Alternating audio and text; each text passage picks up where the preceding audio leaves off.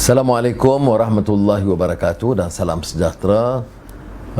Kita di hari-hari akhir Ramadan, mudah-mudahan kita dapat menyempurnakan ibadah kita dengan lebih sempurna. Dan walaupun siang kita sibuk dalam urusan kerja dan urusan masing-masing, kita patut tumpukan waktu malam lebih banyak untuk beramal, beribadat, baca Quran, dan supaya dapat kita menyempurnakan tugas ini la'allakum tattaqun ke tahap dan darjat tingkat ketakwaan kepada Allah Subhanahu Wa Taala. Beberapa hari ini kita dapat liputan dalam negara dan luar negara tentang kedudukan COVID-19. Dulu kita rasa lebih tenang kerana keadaan lebih terkawal, tapi ternyata ada juga kebimbangan yang sekarang ini kerana jumlah yang diperolehi itu kian bertambah, dan kesan daripada sedikit kelonggaran yang saya faham, orang tahu nak balik kampung, hari raya dan sebagainya, tetapi ada kesan yang dilaporkan bila kita pulang ke kampung dan tidak mengkawal, dan ia merebak jangkitannya dan munculnya beberapa kluster baru. Di Malaysia umpamanya tadi yang kita paparkan, jumlahnya 7,009, yang baru 31, dan angka kematian mencecah 114. Tetapi saya ada beberapa liputan antarabangsa yang disiarkan dalam beberapa majalah antarabangsa. Saya berikan umpamanya rajah oleh majalah The Economist. Kalau saya teliti betul-betul gambaran yang diberikan oleh beberapa, ada juga teman saya mengatakan ia tidak serius seperti malaria dan sebagainya. Kita lihat sekarang kalau angka bulan April, ya, dia telah mengatasi hampir semua penyakit-penyakit utama. Diabetik kita lihat di situ, ya. Malaria masih ke bawah. Soal akibat dadah dan alkohol juga di bawah. Jadi dia telah mencatat angka yang agak tinggi.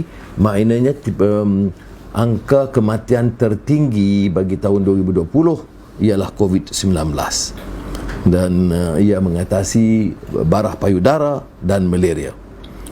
235,000 nyawa telah terkorban akibat sakit ini, mengatasi semuanya SARS, Ebola dan lain-lain.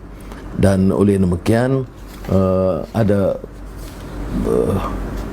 keperluan untuk kita lebih waspada, walaupun alhamdulillah kita bersyukur Malaysia belum sampai ke tahap yang begitu membimbangkan atau menjadi malapetaka, walaupun saya gunakan malapetaka itu kerana dia telah menjalar ke banyak sangat kawasan dan menyentuh ramai penduduk-penduduk negara.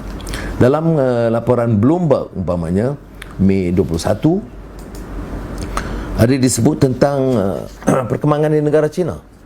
Kemungkinan di kota-kota Shulan, Jilin dan Shenyang 100 juta orang penduduk akan mengalami berdepan dengan wabak COVID-19.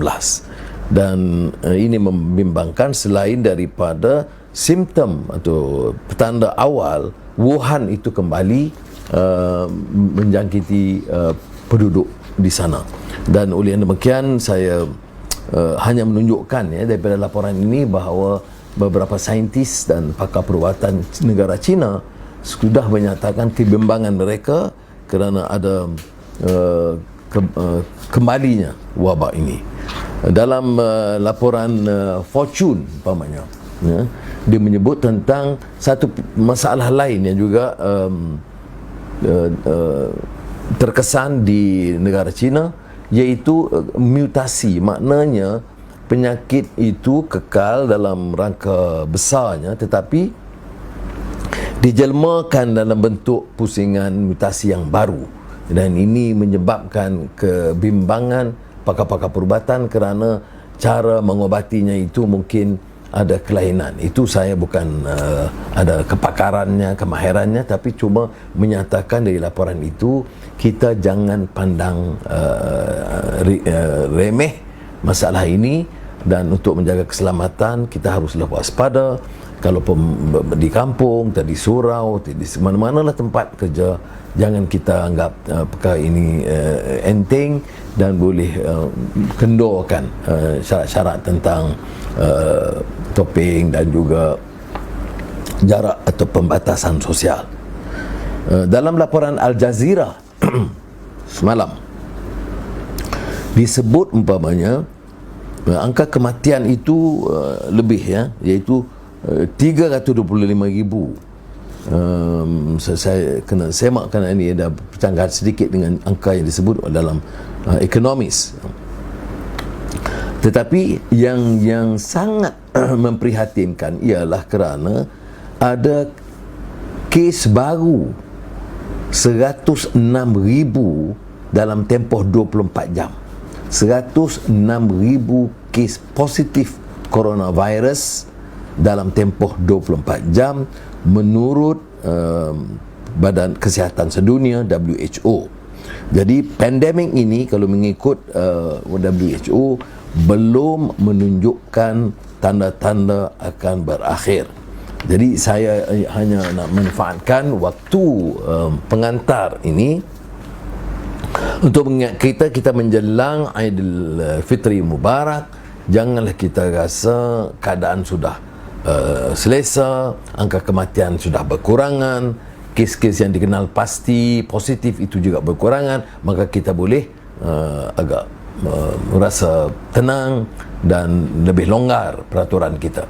Ini akan menyebabkan kita harus akan menghadapi satu masalah baru. Jadi sementara ada kelonggaran, jangan ini terpulang kepada rakyat, masyarakat biasa seperti kita untuk lebih waspada.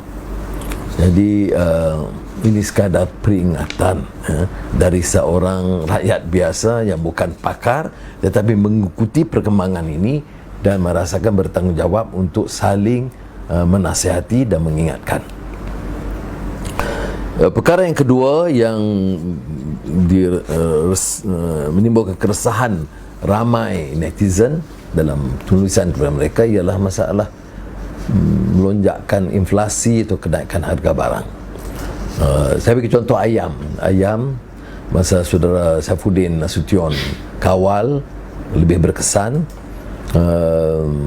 Harganya masa hari raya puasa tahun lalu 27 barang kawalan, tapi ayam sekadar RM3, kerana ketegasan panggil pengelola, beri kelonggaran, tetapi jangan bebankan pengguna, pembeli. Tetapi sekarang cecah sehingga RM8 sekilogram. Dah oleh kerana bising-bising turunlah RM1 jadi RM7. Jadi ikan dan barang-barang keperluan itu meningkat, dan ini tentunya akan membebankan. Jadi kita menggesa kerajaan agak lebih tegas, janganlah bila dengar ni selalu kita dalam keputusan saya sebut ini kerangka pemikiran ekonomi. Ekonomi ni selalunya dia memihak kepada golongan kaya, pengeluar, konglomerat. Kalau rugi pun nak selamatkan syarikat penerbangan besar, bank yang besar-besar. Jadi selalu yang kalangan petani, nelayan, pekebun kecil, peniaga kecil, SME atau IKS ini yang akhir sekali nak beri pandangan. Jadi sebab itu kalau kita lihat kerangka ekonomi itu kepentingan rakyat terbanyak, maka pendekatan kita utamanya masalah harga barang, kerana dia menyentuh semua. Kalau kita beri umpamanya RM500, harga barang naik, dia hilang ke situ saja. Sebab itu harga barang dan inflasi itu mesti dikawal, kerana kalau kita beri sumbangan, katalah RM200 satu bulan, harga barang meningkat dari RM3 jadi RM7, jadi hilang di situ saja.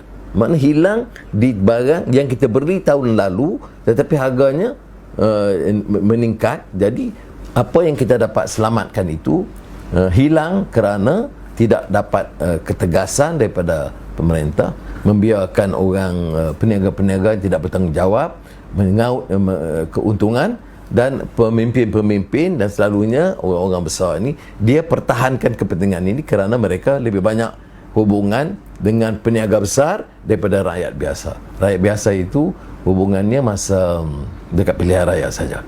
Ini sebab saya merasa perlu untuk lebih lantang suara mendesak supaya kawalan ini lebih berkesan, kerana buktinya kita boleh dan mampu kawal kalau kita mau, kalau kita tegas.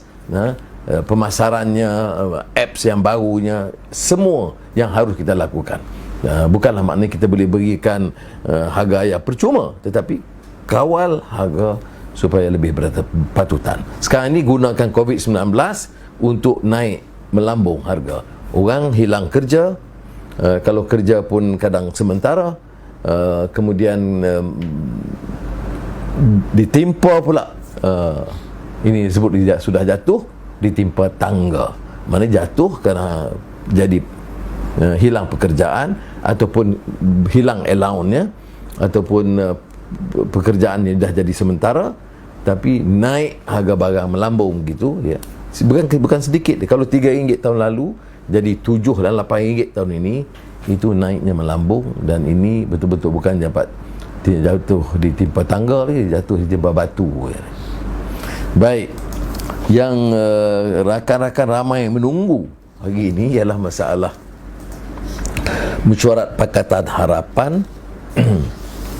yang terakhir dengan yang melibatkan Bersatu. Saya ingat sekitar 27 Februari ya. Apa ya nak komen saya dengar tip yang agak panjang. Saya tidak tahu sama ada dipendekkan sikit atau tidak, tapi sebagai orang yang hadir, yang tenang, renung dan banyak bersabar dari itu, memang tepat. Apa yang disuarakan itu bukan palsu, memang berlaku begitu.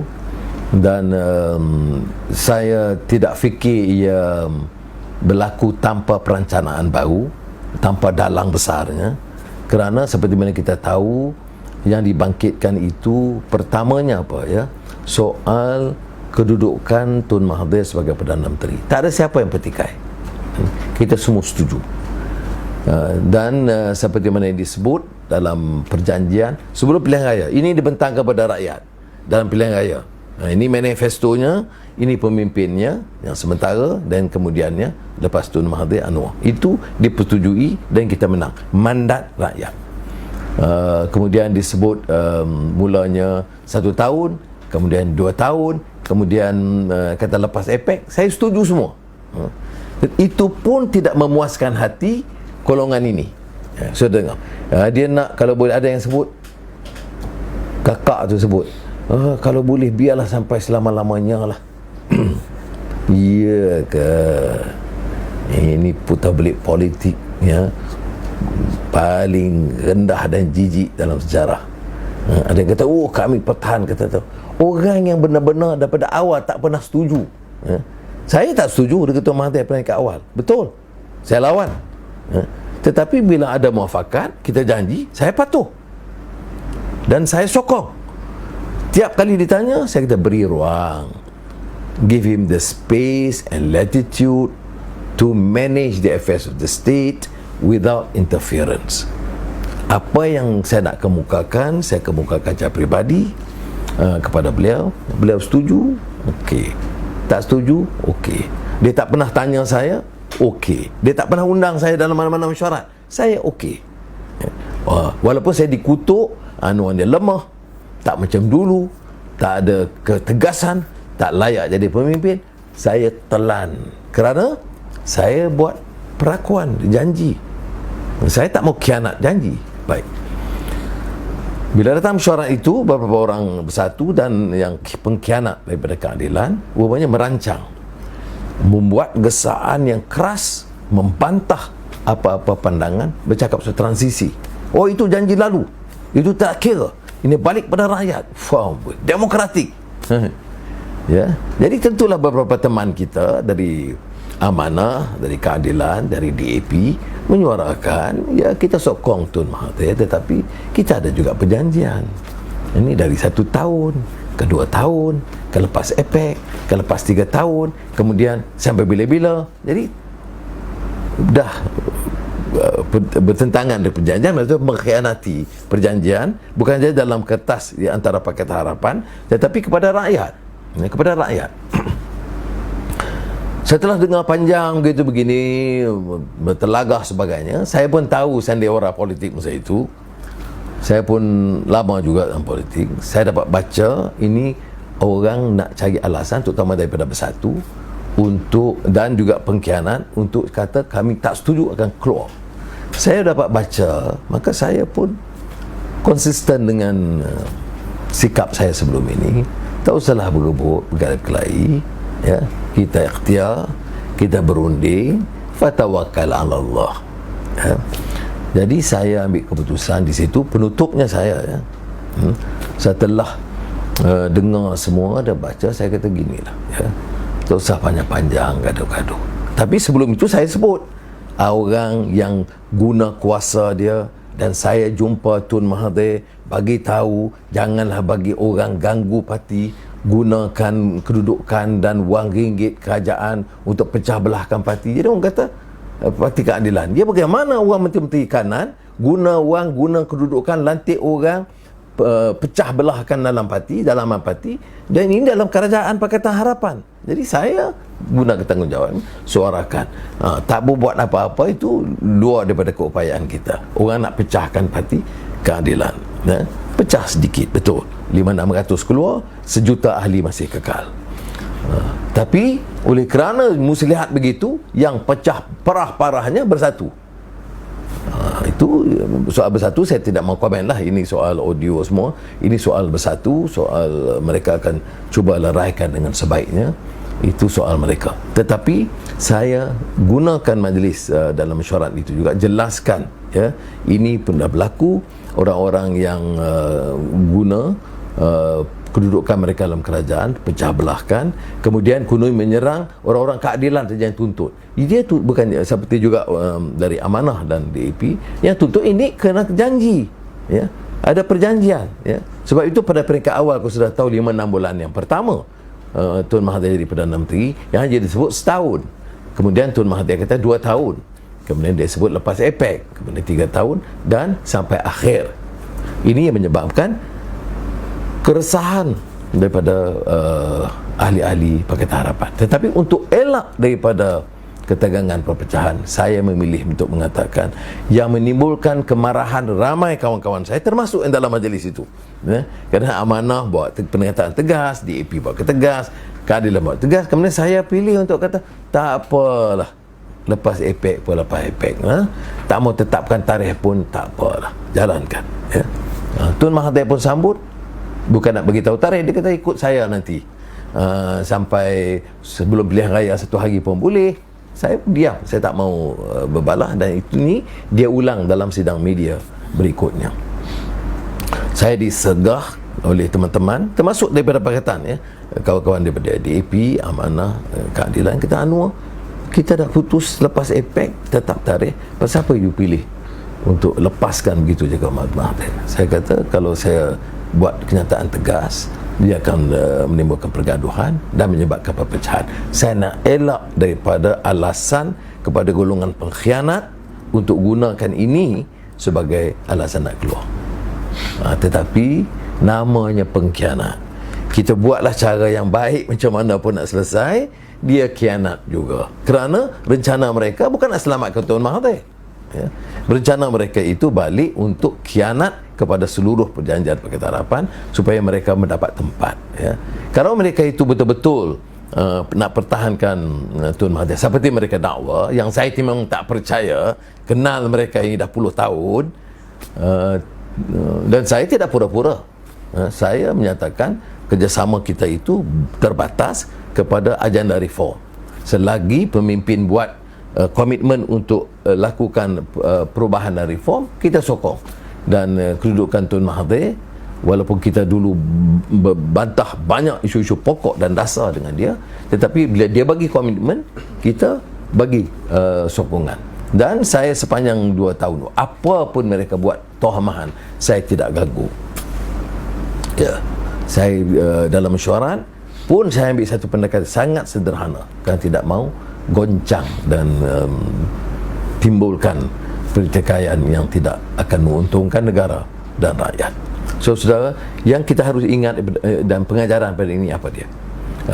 Audio tape ini benar, saya hadir, saya dengar, dan kita tahu apa yang berlaku, pengkhianatan, suatu sikap yang biadab yang berlaku, dan juga yang tidak menunjukkan yang hasrat mereka adalah agenda reform. Tidak, masing-masing cakap aku korban, aku dah berjuang 20 tahun dan pelbagai hal lah ya, tentang kononnya tunjuk hebat mereka, tapi yang pertama khianat juga mereka.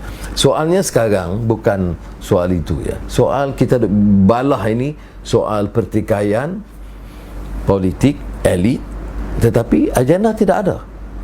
Lebih baik kita balik kembali. Kamu sedia patuh kepada agenda islah, kamu sedia bantah rasuah dengan keras-kerasnya, jangan perkayakan diri kamu, keluarga kamu, anak saudara kamu, kroni kamu, dan kamu pastikan bahawa rakyat diutamakan. Ini baik harga barang ataupun masalah pengangguran, masalah ekonomi, pembangunan. Ini yang kita harus sokong ya. Maknanya kita patuh kepada agenda. Badan kehakiman harus bebas, jangan boleh runding-runding. Macam saya kata lunding 10 ekor ayam dicuri, bagi balik 1 ekor ayam, selesai. Hal-hal ini mesti dihentikan. Ini maknanya apa? Reform badan kehakiman, badan penguasaan ya. Anti rasuah yang jelas. Jangan anti rasuah ini yang saya sebut banyak orang pertikai. Dia kata seolah-olah saya pertahankan Datuk Seri Najib dan 1MDB. Saya tidak ya. Tapi saya kata rasuah ini bukan saja YMDB. YMDB ini satu gambaran bagaimana seluruh sistem dan negara kita tu porak-peranda. Badan kehakiman tak boleh diharap, badan penguasaan tidak boleh harap, SPRM tidak boleh diharap ya.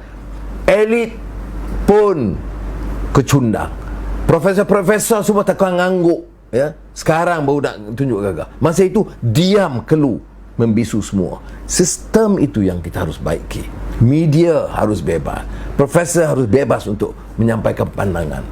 Ini yang kita katakan. Tetapi rasuah itu bukan saja satu MDB ya. Ia juga terpalit dengan ramai, tak kira dan tetapi nampaknya pada masa itu SPRM juga agak tertumpu pada satu aspek, dan beberapa keterlanjuran dalam pimpinan yang memukul harta, tanah, kedudukan, saham, beri projek sana sini, langsung tidak diberi teguran. Ini maknanya sikap dalam politik yang mengikut kabilah atau kartel yang akan merosakkan negara. Kita sokong perubahan dan reform ini bukan soal Anwar atau siapa-siapa. Siapa yang patuh kepada reform, agenda reform, itu harus didukung. Kalau tidak, umpamanya obsesi kita, gairah kita hanya nak rebut kuasa. Bila rebut kuasa, tak tahu dah buat apa, tak tahu ada agenda, balik kepada yang asal. Kita ada pengalaman Pakatan Harapan, kita cuba lakukan, walaupun kita tak boleh nafikan ada kelemahan. Kelemahannya kerana kita menangguh beberapa keputusan, janji yang kita patut tunaikan dengan baik ya. Dan juga keresahan rakyat, terutama yang merasakan mereka tidak diberikan pembelaan secukupnya. Tapi ini tidak boleh kita bedakan, bandingkan dengan kedudukan Barisan Nasional atau Perikatan Nasional. Kerana Pakatan Harapan sebagai satu kerajaan telah memulakan beberapa perubahan institusi reform yang jauh lebih baik daripada sebelumnya. Ini kita tidak dapat nafikan, walaupun saya akui ada beberapa keterbatasan dan kelemahan yang insya-Allah harus kita baiki. Bagi kita dalam Pakatan Harapan, saya sekarang sebagai pengusinya, tekad untuk menyatakan kita kembali kepada khitah perjuangan. Apa khitah perjuangan? Landasan prinsip perjuangan. Ya, kita tidak senang dengan rampasan kuasa, pengkhianatan Perikatan Nasional.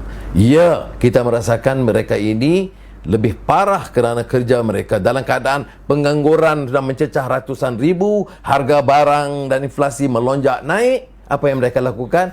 Agih kekayaan dan kuasa dan kedudukan satu demi satu. Ini ghanimah, ya. Harta seolah-olah rampasan, ada peperangan, dibahagikan. Ini ternyata sangat keburukan dan kerusakan sistem dan pemikiran pimpinan. Tetapi apa alasan untuk kita mengganti? Kita mampu ganti hanya kerana tekad kita membuat sesuatu yang lebih baik, hanya dengan menolak rasuah, dengan menggunakan kuasa itu untuk memperkayakan suku sakat kita. Semoga Allah SWT memberikan kekuatan pada kita dan berikan kesabaran dan kebijaksanaan. Sabar. Orang saya pun tak faham ni, orang marah saya sebab sabar. Marah patut, tak sabar.